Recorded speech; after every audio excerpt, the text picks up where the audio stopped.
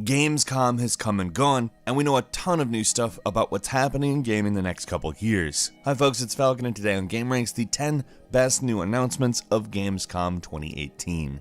Number 10, there is no new Assassin's Creed game coming in 2019, and that sounds like it's not a great announcement, or it's weird that this is looked at as a positive announcement, at least. But the reason we got Assassin's Creed Origins and Assassin's Creed Odyssey back to back is because the team was separated and working on both of them at the same time. It was actually quite a while ago that Ubisoft made the decision not to do a yearly Assassin's Creed game, and Odyssey is going to get support with new content and quality of life fixes as necessary over the course of a couple of years, which is great, actually. Instead of just pushing out as many Assassin's Creed games as they can, they're just focusing on the quality of this one. That's, wonderful. That's basically a different philosophy. And considering how good Origins actually was, which was very good, I think October 5th will probably be a pretty good day for Assassin's Creed fans. Number 9, Star Citizen is free to try over the weekend. That's like saying it's free to try Zeus. It's a myth. We've talked so much about Star Citizen over the years, it feels like some kind of monolith, and you can try for free. Now, does that mean it's a final version of the game? No, but it's amazing that this is the point that this frankly overly ambitious game is at after all of these years.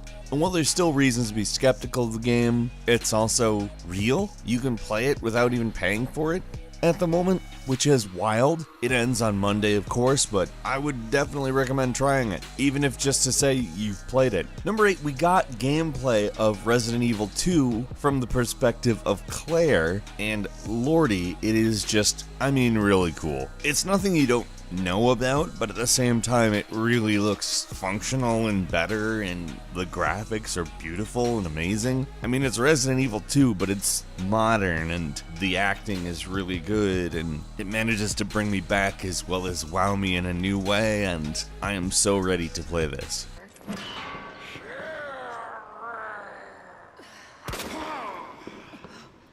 Number 7, we got the Shenmue 3 release date. Specifically, it's coming on August 27th, 2019. And I have to say, I'm just beyond intrigued on what Shenmue 3 ends up being. With the release of the, up-resed versions of 1 and 2, which are, by the way, very good games. But we saw the seams, I think, and it's going to be so interesting to see them actually resolve the story from those games without modifying the game on such a level that it becomes something totally different, while still managing to work in the modern gaming era as a good game. Honestly, I think that resolving the series years later is actually good, because all of the ideas and experience from other games that sprang forth from the Shenmue development, such as the Yakuza series, which is phenomenal, have put more tools in the Shenmue 3 developers toolkit. I love 1 and 2, and I think it's going to be really cool to play 3. Number 6, we got gameplay from The Surge 2, which, by the way, is something I definitely wanted to see. The Surge is a great game. Honestly, to me, it looks like they've really upped it a little bit for whatever reason. It seems faster to me, although I definitely can't say whether or not that's the truth. I haven't played it. And The Surge is a little bit more hectic than Dark Souls, albeit a good take on that type of gameplay. Honestly, I'm happy for more Surge. I feel like the trailer perfectly captured what made the first one good, as well as just brought the brutality in a good way.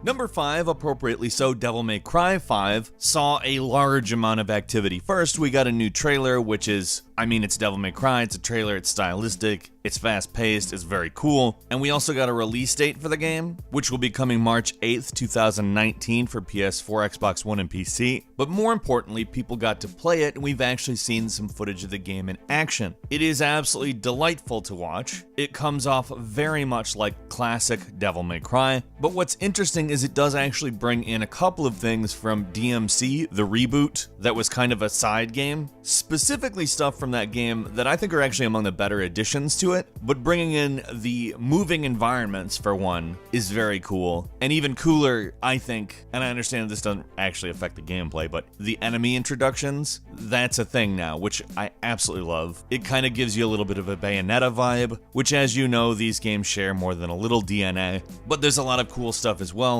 You actually recover arms from the environment instead of purchasing them. They give Nero different powers. Honestly, I just want to play it. I'm quite jealous of the people who got to play it at Gamescom, and it makes March seem quite a ways away.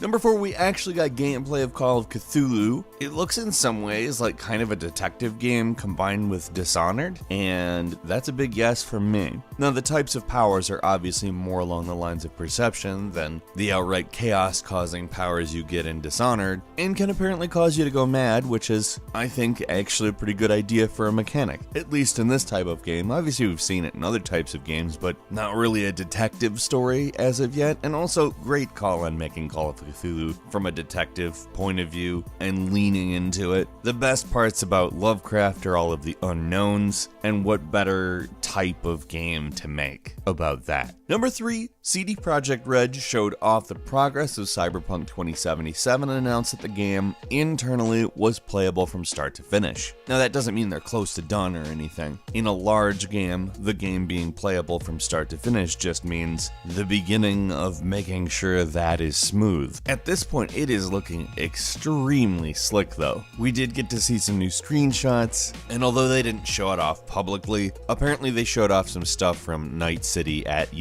night. And honestly, this is a game that I think, given Cyberpunk is known for the neon lights, we've kind of been waiting to see that, We also got some new concept art, and people were actually allowed to take pictures of the title screen of the game, and it is really a pleasure. Just looking at that is even cool. Number 2, Nvidia announced some new graphics cards, some high-end graphics cards. They seem very much geared towards ray tracing, which is very nice. The idea that we're going to start seeing more of that in games is very, very welcome. And none of the touring-based cards they announced are really that far off either. You can pre-order them now. They're going to be available apparently at the end of September, except one of them which will be available in October. You can look into more detailed specs for yourself, but they are impressive, and the ray tracing looks fantastic given the demo they showed. I look forward to that being the norm.